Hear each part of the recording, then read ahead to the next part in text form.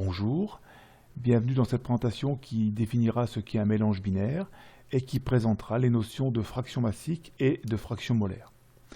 Définissons tout d'abord un mélange binaire. Imaginons que nous ayons un composé A qui est un corps pur et un composé B qui est un corps pur. Nous allons placer ces deux composés dans un récipient et nous obtenons donc un mélange A plus B. Ce qui est important pour obtenir un mélange binaire, c'est qu'il n'y ait pas eu de réaction entre le composé A et le composé B. Définissons maintenant ce qu'est la fraction massique. Donc nous avons effectué notre mélange de nos deux composés. La fraction massique du composé A est définie comme étant WA, qui est égale au rapport de la masse du composé A sur la masse du composé A plus la masse du composé B. Bien sûr, WA varie de 0 à 1. Si WA égale 0, eh bien, nous n'avons pas de composé A. Si WA égale 1, il n'y a que du composé A. On peut définir WA en pourcentage. À ce moment-là, nous aurons une valeur qui varie de 0 à 100%. La fraction massique du composé B est définie exactement de la même manière, comme étant le rapport de la masse de B sur la masse totale des deux composants. Bien sûr, la somme des deux fractions molaires WA plus WB est égale à 1.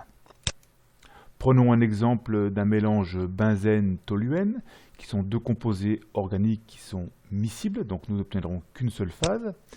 Donc imaginons que nous ayons 12 g de benzène, 20 g de toluène, et donc nous obtenons un mélange binaire benzène plus toluène.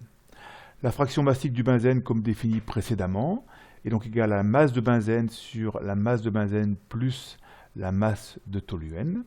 Et donc nous obtenons une fraction massique benzène de 0,375, soit 37,5%.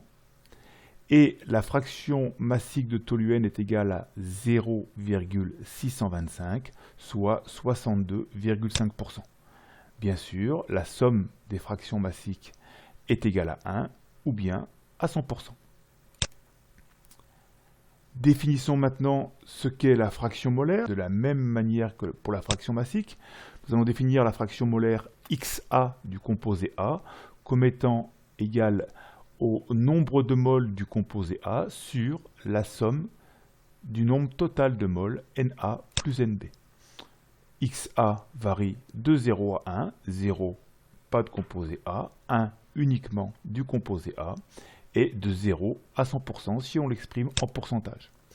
On définit de la même manière la fraction molaire du composé B, et comme tout à l'heure, la somme des fractions molaires est égale à 1.